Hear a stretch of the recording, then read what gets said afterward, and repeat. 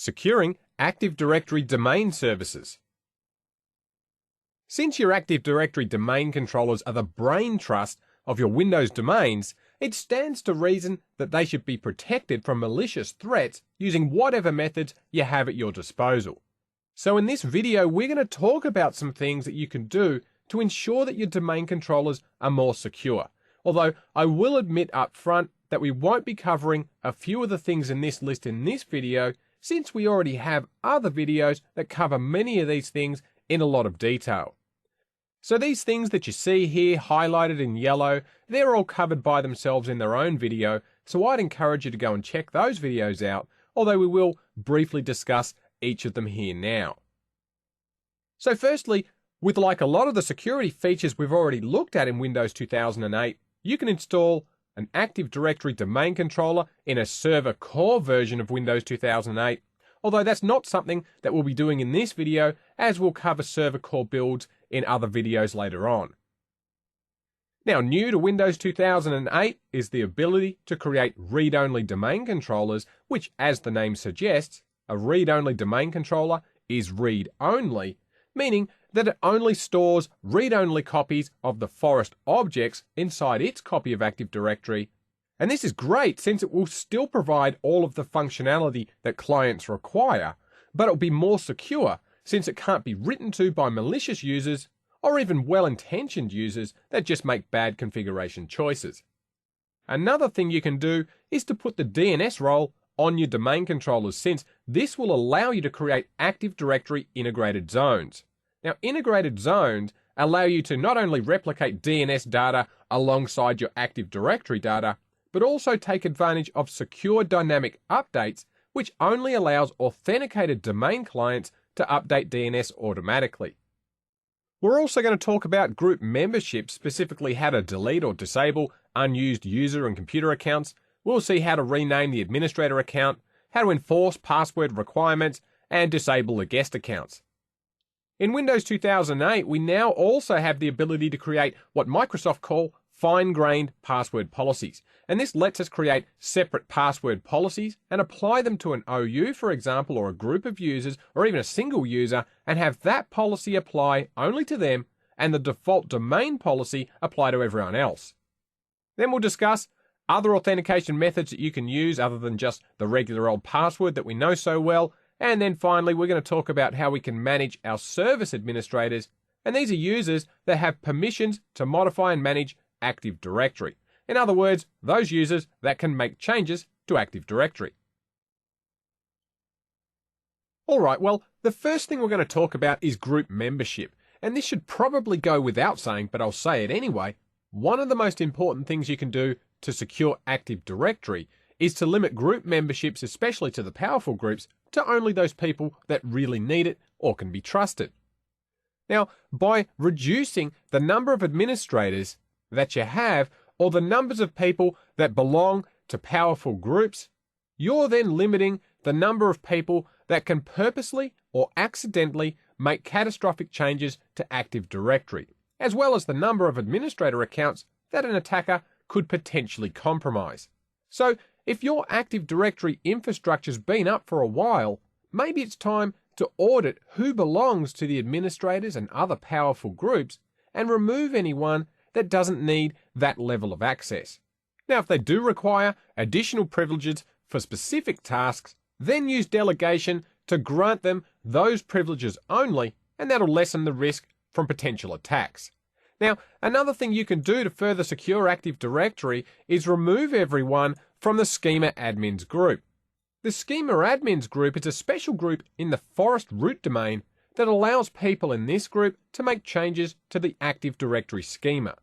Since it's pretty rare that you need to make changes to the Active Directory schema, normally you'll only need to do this when you're installing specific software, so it makes sense to remove everyone from this group altogether, and then only add back in accounts when you need to perform some sort of task that requires the schema admin rights. Now, once you've made that change, then remove the user from this group again. So by removing everyone from this group and then adding them back in as required and then removing them again, you minimize the chance of an attacker gaining access to the Active Directory schema, which could be, needless to say, devastating to you if that happens.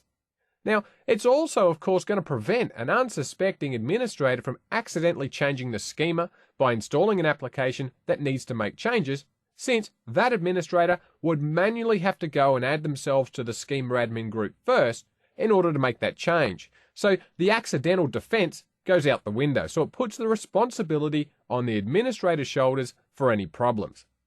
Now, another recommendation is to rename the default administrator account. And I know that the more seasoned people listening to this video might be thinking, well, how does that help? Any attacker that knows their stuff will still be able to find it pretty easily by its SID. And that's true, they will. But novice attackers probably won't know this or know how to find it, so it's still a good deterrent anyway. So to rename the administrator account, it's as easy as going into our users container here and then right-clicking on the administrator account and then choosing rename. Although I'd suggest making this change from group policy, as it's less likely that another administrator is going to come back and change it back again if you happen to make that change using a policy. So we'll go and click on Start, and we'll go to Administrative Tools, and we'll launch the Group Policy Management Console. Then on the left here, we'll expand our forest, we'll expand domains, and then our domain here, winstructorlab.com, and let's right-click on our default domain policy, and we'll choose Edit, and that'll fire up the Group Policy Management Editor. So under the Computer Configuration heading, we'll expand Policies, then we'll expand Windows Settings, Security Settings, and I'll just move this slider bar across here. Then we'll expand Local Policies, and we'll select Security Options. Now on the right-hand side here, we have 4 policies that are of interest. The top 2 allow us to disable both the administrator and guest accounts, and the other 2 here allow us to rename the guest and administrator accounts. So if we wanted to rename the administrator account using group policy, we'll right-click on Rename Administrator Account and choose Properties, and then we'll define this policy setting, and then we just need to enter in the name that we'd like the administrator account to be called. Now, if we wanted to disable an account, such as the guest account, we'll right-click on Guest Account Status and choose Properties. Again, we'll define this policy, and then we can set it to disabled. So as you've seen, disabling and renaming both the administrator and guest accounts is a pretty simple thing to do. Now, the other thing you can do to make Active Directory more secure is to delete or disable any unused accounts. In a large company, people come and go, and often these old accounts just don't get removed. And this poses a nice target for an attacker, since there's no one using the account, and therefore there's no one to report any problems. So we'll go back to Active Directory users and computers, and we'll use the query feature to find out all of the accounts that aren't being actively used. Now, I'm not going to discuss this query feature in any great detail here, since we do have a separate video dedicated to this topic, but at the top here you can see that we do have this Save Queries folder, and if we right-click on it and choose to create a new query, and the first thing we'll need to do is give this a name, so I'm going to call this one Old Accounts, and then we'll click on the Define Query button, and down the bottom here, we can search for accounts that haven't been used for a specific period of time, so 30 days, 60 days, 90 days, and so on. So if we select any of these and then click on OK and then OK again, in this window, you'll be presented with a list of those accounts that meet the criteria.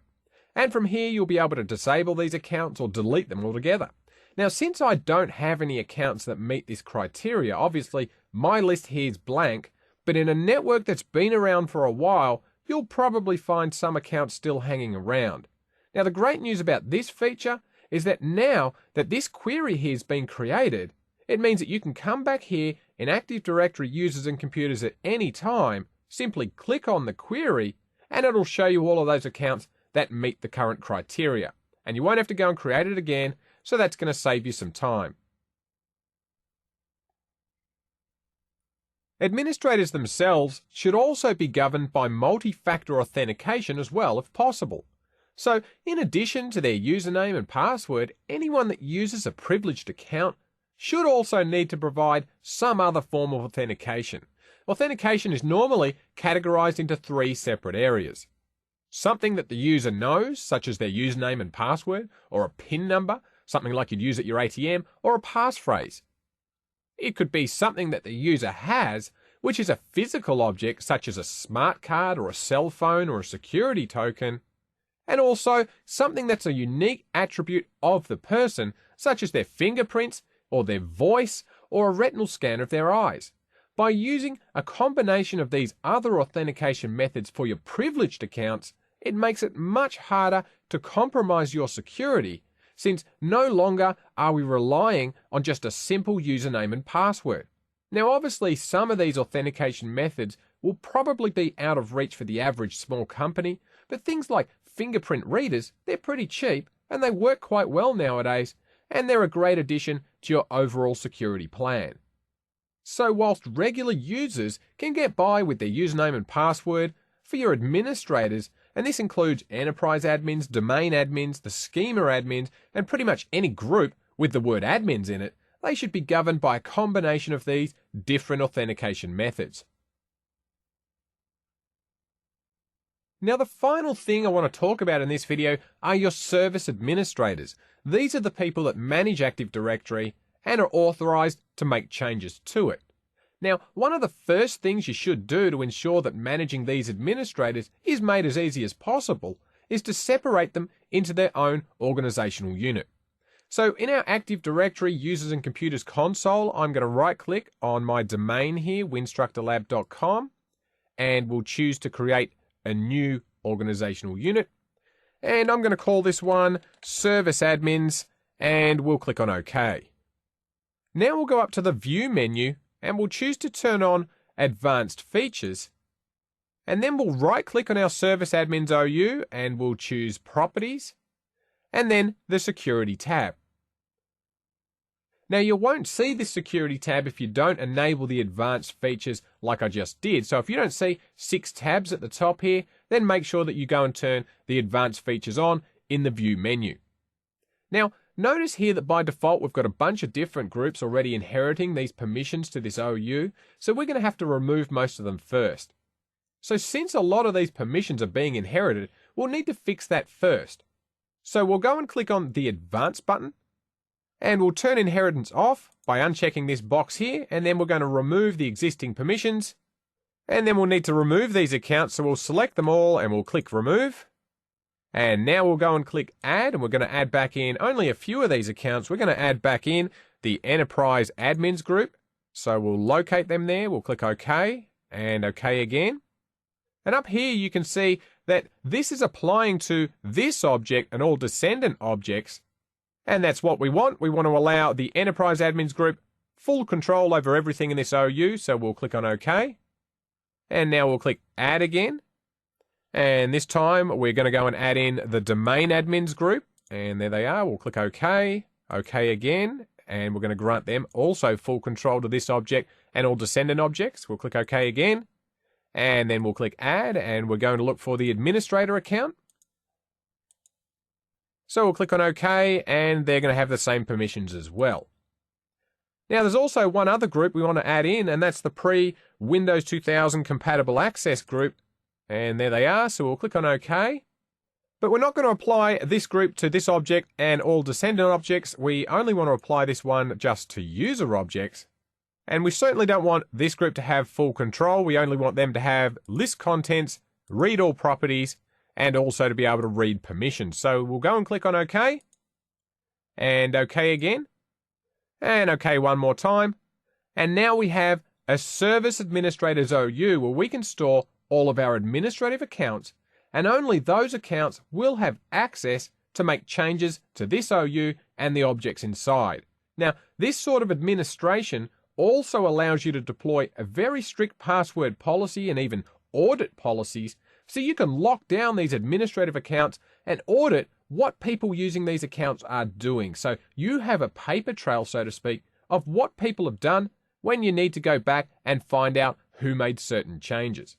Now, once you've applied a lockdown policy to this Service Admins OU, this is one situation where blocking policy inheritance is a good idea, since you don't want another policy object overriding any settings that you've defined at this OU.